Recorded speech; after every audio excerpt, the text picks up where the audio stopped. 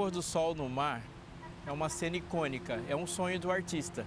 A gente anda por aí e percebe como isso está na nossa cabeça, porque é a nossa definição de beleza natural.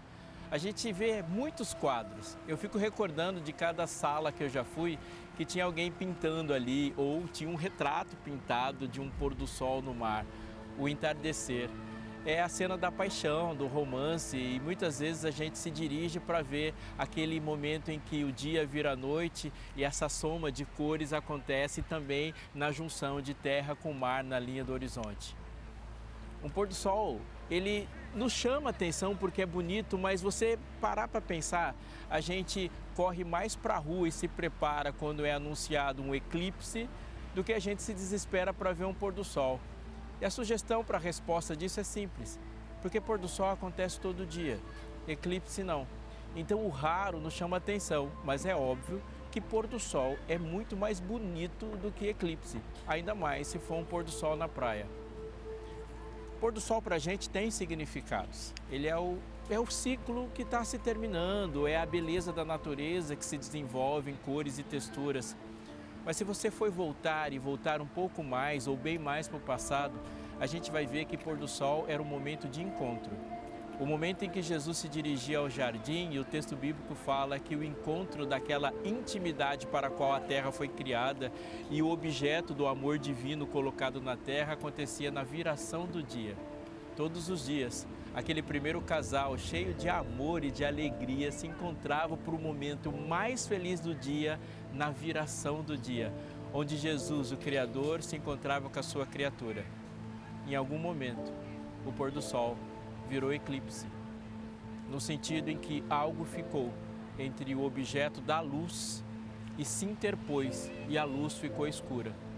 Do momento em que o pecado aconteceu, o pôr do sol vira eclipse porque o momento que devia ser substituído do sol pela verdadeira luz, algo se interpôs e a alegria virou tristeza.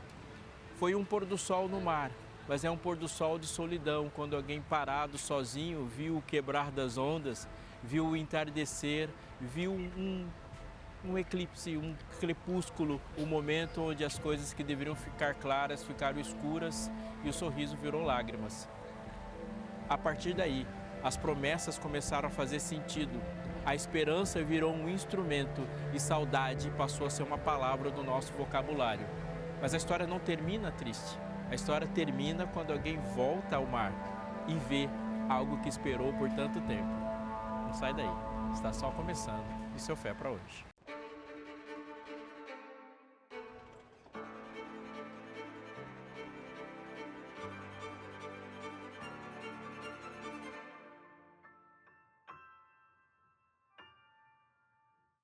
Fica aí comigo que eu tenho um recado importante para te dar.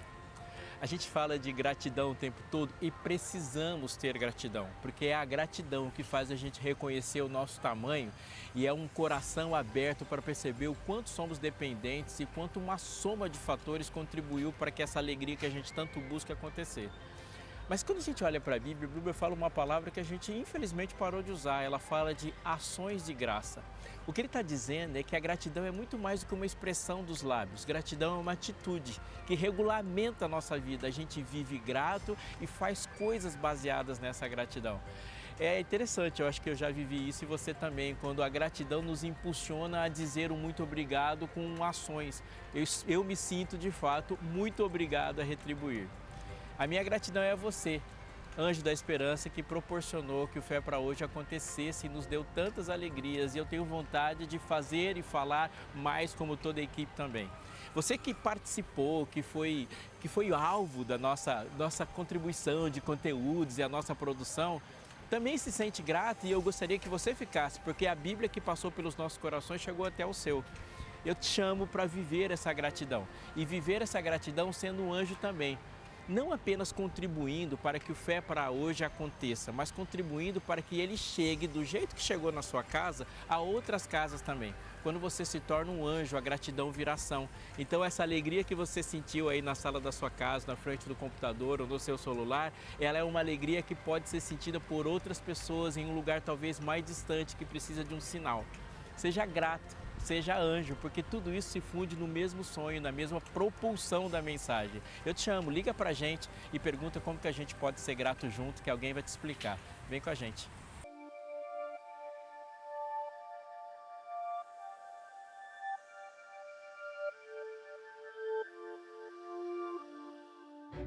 Eu e meu esposo somos casados há 16 anos.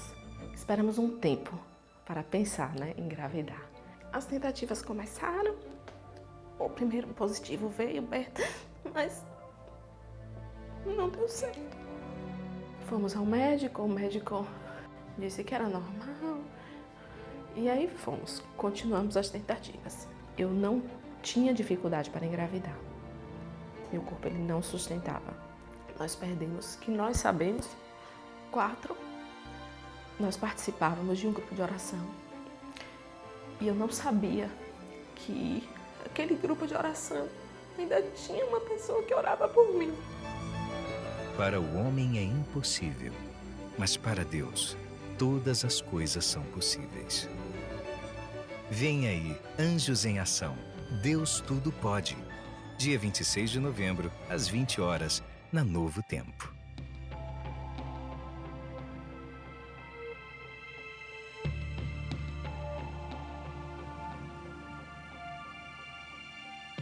Apocalipse 21, verso 1, João viu e escreveu: Vi novo céu e nova terra, pois o primeiro céu e a primeira terra passaram, e o mar já não existe. Vi também a cidade santa, a nova Jerusalém, que descia do céu da parte de Deus, preparada como uma noiva, enfeitada para o seu noivo. Então ouvi uma voz forte que vinha do trono e dizia: Eis o tabernáculo de Deus com os homens.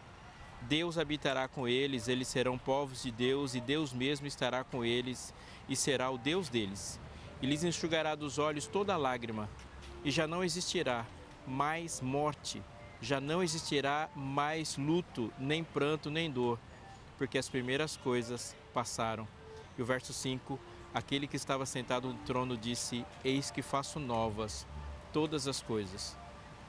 Se pudéssemos dar um título para essa mensagem, poderíamos perfeitamente dizer: de volta para o passado, ou para um futuro que tem tanto de passado. Porque essa história simplesmente não faz sentido se a gente não pensar na história como ela começou. Se você olhar para o projeto criador de Deus, o seu projeto criador, ele tem uma tônica que segue todo o momento da criação em cada dia. E o momento de criação em cada dia vai por separar. Sim, Deus separa luz de trevas e isso ele chama dia, fez ele separação.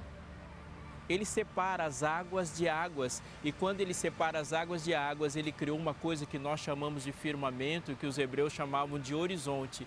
E a linha que divide o céu da terra, água de água, terra de água, dá uma definição continental geológica para a terra. E aquilo que não tinha forma agora passa a ter forma. O seu ato de separar, colocando as águas sobre a terra e águas debaixo da terra, vai fazendo que todas as coisas comecem a ficar belas, com formas belas e com propósito. Ele não muda de padrão quando ele cria um homem. Ele diz: façamos um homem à nossa imagem, conforme a nossa semelhança, de Gênesis 1, 26, e continua. Tenha ele domínio sobre os peixes do mar, sobre as aves do céu, e ele estende o domínio a tudo que existe e rasteja sobre a terra. Mas quando ele faz o homem, ele completa e aplica o seu padrão criador, porque esse homem era sem forma. Façamos o homem do pó da terra. Então ele junta aquele pó da terra que está sem forma e o formato agora é um formato de ser humano. E soprou nas suas narinas fôlego de vida. Aquele homem que era vazio de tudo, agora está cheio de Deus. Isso é o sentido da relação, porque a relação com Deus, desde a existência humana, é de dentro para fora, porque o homem soprou nas suas narinas algo que estava no fôlego do próprio Deus. Deus tira o ar de si e coloca o ar no ser humano. Então a definição de espiritualidade vai muito além daquilo que comumente foi crido por muitos povos. Ser uma pessoa espiritual é essencialmente se relacionar de dentro para fora com aquele que nos dá vida. É uma conexão divina de verdade, coração com coração, fôlego com fôlego. Esse homem passa a respirar Deus, ansiar por Deus. E a primeira vez que um homem se inspirou, a inspiração trouxe para dentro dele algo que saiu de Deus. Portanto, criar da perspectiva divina é doar-se. Deus se doou para a sua criatura. Quando Adão abriu os olhos, a primeira coisa que ele viu foi o maior objeto do seu amor e adorou aquele que foi dado para ele como um padrão da sua própria existência. Toda a terra, tudo que existe no céu, tudo que existe na terra, tudo que existe no mar, tudo que o homem viu ao olhar para o céu e ver as estrelas, os astros, tudo aquilo era um cenário para que houvesse um encontro. A terra, portanto, era um local de encontro e nesse local de encontro havia um de maior intimidade. E plantou Deus, o Senhor, um jardim no Éden. Essa palavra é uma palavra muito importante na Bíblia porque Éden significa delícia. A delícia de estar na intimidade com Deus. Não é a primeira vez que essa palavra aparece. Quando a Bíblia descreve onde o anjo que uma vez se tornou rebelde, mas foi o anjo mais próximo de Deus que estava, ele diz que estavas no Éden, jardim de Deus, no brilho das pedras andava. O texto do profeta fala e descreve a proximidade de Lúcifer para com Deus como ele estando no Éden. Portanto, Éden é o lugar mais próximo que uma criatura estava com Deus. O mesmo sentido é colocado para aqui. Deus se encontrava com o homem e os abraços, os sorrisos, o andar de mãos dadas, o rir junto, o viver as expectativas, as explicações de Deus, as aulas que Jesus dava. As brincadeiras que eles faziam juntos e aquela amizade íntima, criador-criatura, e o momento de admiração que existia de Adão para com Jesus e de amor que Deus expunha e colocava para ele, isso tudo é Éden. Adão abriu os olhos no seu momento quando ele voltou do seu maravilhoso desmaio e viu a pessoa que ele amava. Adão foi feito à cara de Jesus. Eva foi feita à cara de Adão. E quando Eva abriu os olhos, ela olhou para alguém que se parecia com o ser mais bonito que ela tinha visto e se apaixonou pelo seu marido, porque ele era o rosto de Jesus. Então eles estavam bem ali e essa união dos dois formava aquilo que a gente chama de paraíso. Jesus marcava encontros com eles e os encontros aconteciam na viração do dia. Então aquele momento, o anoitecer, o pôr do sol, não era um momento de tristeza, não era o fim da diversão, não era o final de semana que acaba no domingo e a gente começa já a pensar na segunda-feira onde a gente vai passar por alguma agrura da vida ou por alguma fadiga. O entardecer na praia não era o fim do feriado. O entardecer, quando o sol tocava o horizonte, era o momento de se encontrar com a luz que ilumina todo o universo. E ali era o momento de maior encontro. Até o dia que a desobediência fez o pôr do sol virar um eclipse. Quando Adão comeu aquele fruto, ele desmarcou o encontro. Ao preferir ouvir a voz da serpente, ele simplesmente não compareceu. E aquele foi o pôr do sol mais triste da história, quando a primeira pessoa que pisou nessa terra sentiu algo que todos nós sentimos desde aquele dia: saudade. Aquele momento foi o momento que nós sentimos o tempo todo, quando sempre falta alguém. Você já deve ter passado por isso, de olhar para um casamento, estar num casamento que é um momento extremamente feliz e olhar ali e alguém não está. Talvez o dia de uma formatura, que era um momento feliz, depois de 5, 6 anos, 4, sei lá, de batalha, mas alguém que poderia estar ali para te entregar o diploma ou comemorar com você não está mais. Aquele dia de um nascimento de um filho e o avô não está mais, ou a avó. Nunca depois daquele dia houve um momento onde as reuniões se tornaram completas. Depois daquele dia, todos os nossos encontros são marcados pela ausência de alguém. E a Bíblia nos explica a razão dessas ausências. Aliás, a Bíblia nos explica a razão de todas as lágrimas que já rolaram no rosto de todos os seres humanos são, em essência, a ausência que sentimos no íntimo do abraço de Deus.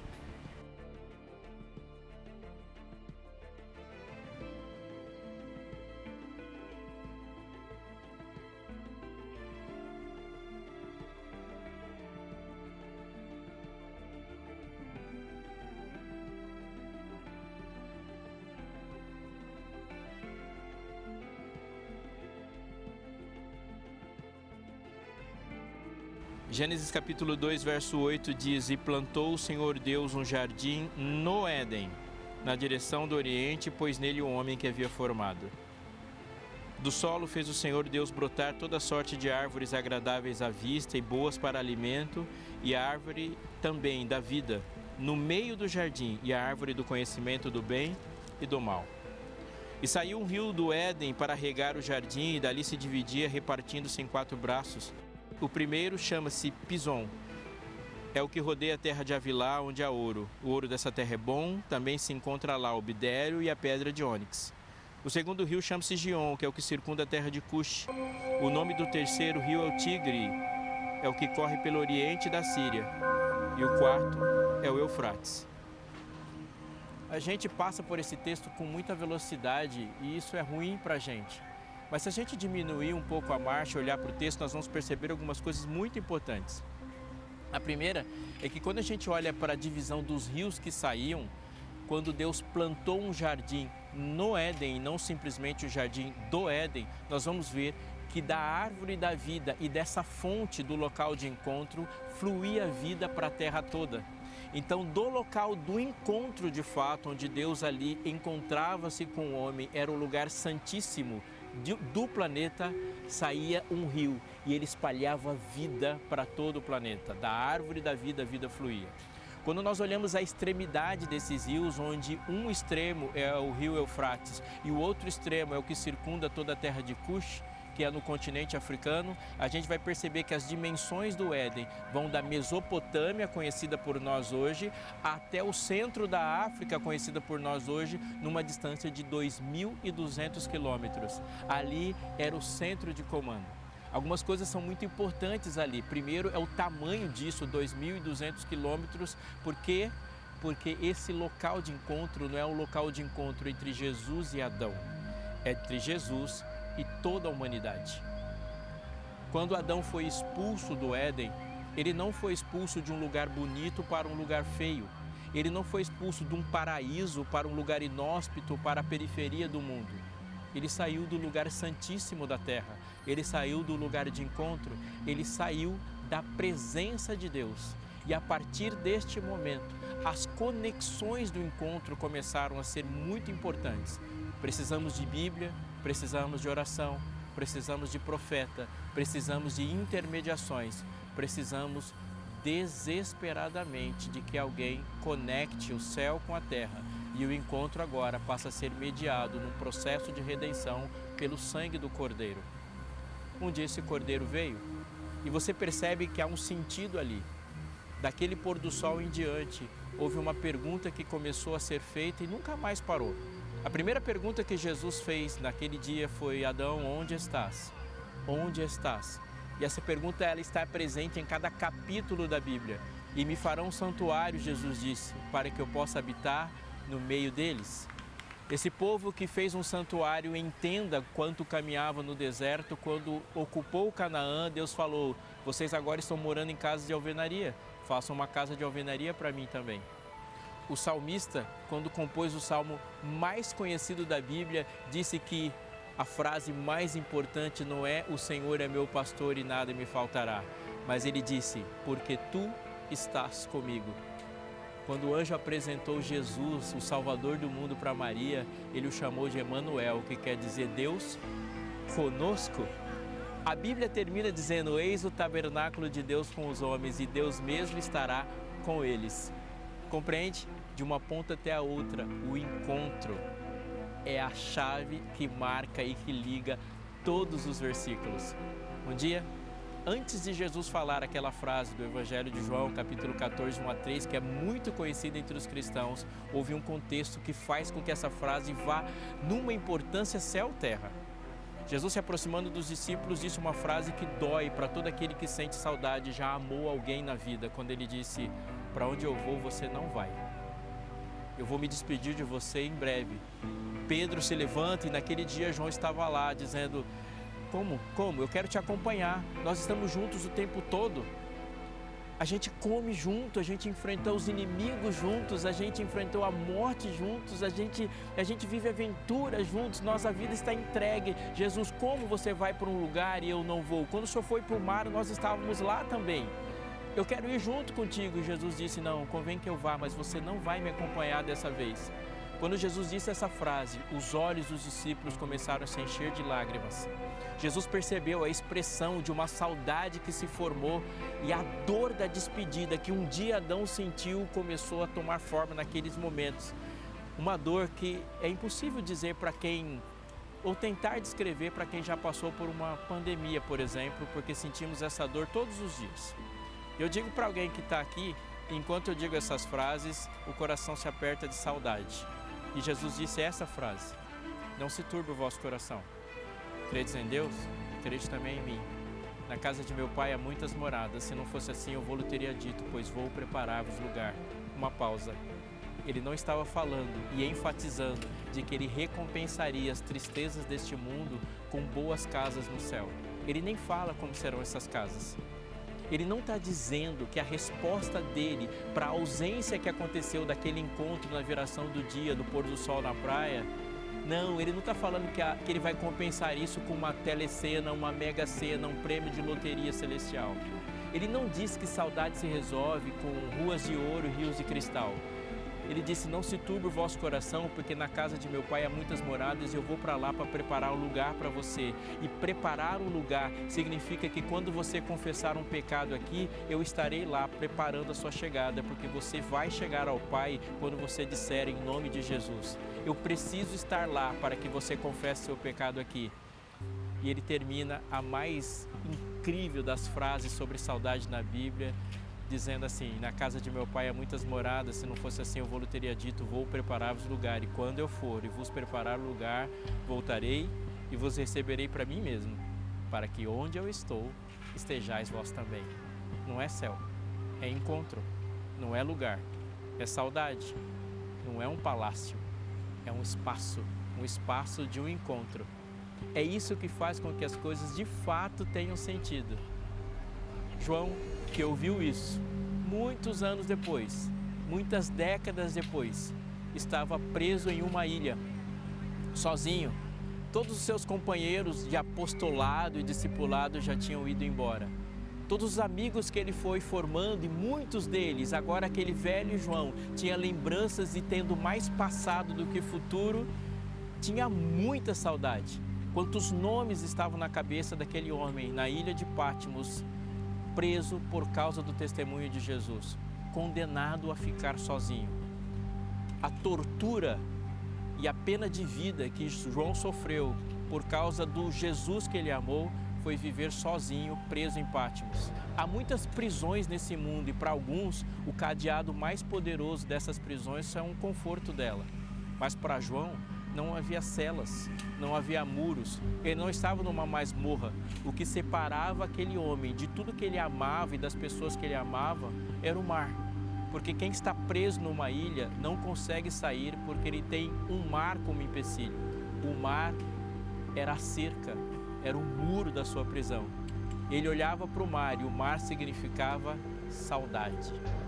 Um dia, depois de ter recebido a mensagem mais esperançosa de todos os tempos, quando Jesus falando com ele, dizendo como as coisas iriam acabar, e João teve o privilégio de ler apocalipticamente o último capítulo, percebeu e viu uma reunião onde todos os encontros de volta aconteceriam. E escreve essa frase.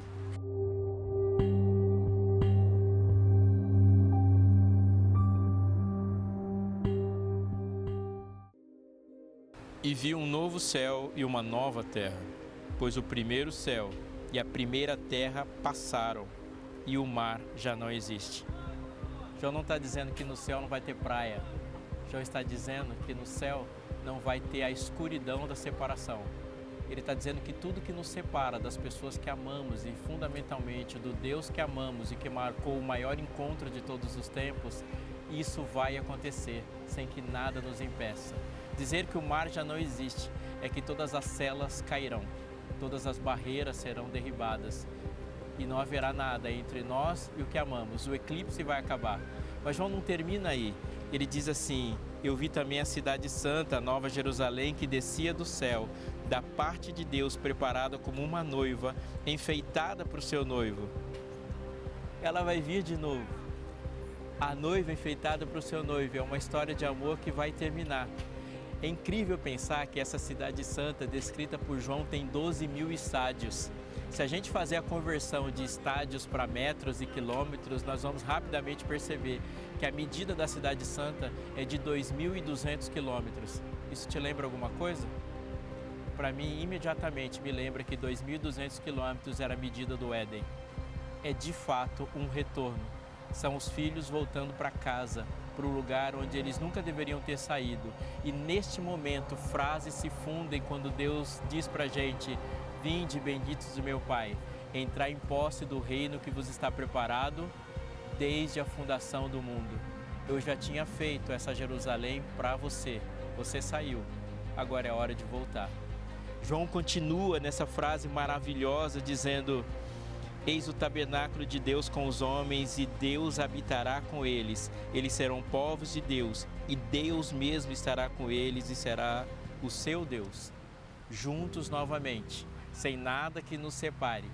Um dia, quando Deus separou e criou separando, Deus deu distinção e santidade para um homem. A separação e a distinção que Deus deu para um homem, nos dando santidade, é o que nos mantinha unidos a Ele. Quando o homem rompeu a barreira da distinção e resolveu se juntar à ideia do inimigo, Deus também juntou. E tudo que estava separado juntou, fundindo-se. Eu vou explicar melhor. Quando você olha para a Bíblia, você vai perceber que Deus sempre cria separando e a destruição sempre acontece juntando. O dilúvio, por exemplo, foi quando tudo que estava separado se juntou e a vida que era distinta, com propósito, voltou a ser sem forma e a terra ficou sem forma e vazia. A ação de Deus em nós, ao matar a saudade, é gerar novas distinções e novos propósitos. Há perguntas que nós fazemos hoje que precisam ser respondidas, mas a mais importante nesse momento é: qual é o caminho? Amigo, o caminho da intimidade. A vida eterna é essa, disse Jesus, que conheçam a Ti como o único Deus verdadeiro, a Jesus Cristo a quem enviaste. Ele definiu o caminho como um relacionamento. Assim é a Bíblia. A Bíblia não é um livro de informações, a Bíblia é um livro de relacionamento, onde esse nosso encontro de fato acontece e esse encontro pode acontecer todos os dias no quarto, indo para casa, num ônibus, aí onde você está neste momento. Você pode pensar por que tantas vezes nós aqui da Novo Tempo oferecemos guias de estudo. Eu vou de novo para você com a profundidade que eu consigo chegar. Guias de estudo são, antes de qualquer coisa, manuais de relacionamento. Deus me ouve? A pergunta é: você está o ouvindo quando Ele te chama para conversar? A sua resposta pode estar simplesmente em pegar o telefone e ligar para a gente e dizer: Deus me ouve. Eu vou responder para Ele que eu estou ouvindo também. Porque na minha casa, no meu quarto, na minha vida, mesmo que ainda o encontro definitivo não tenha acontecido, aqui no meu coração, esse encontro já está marcado.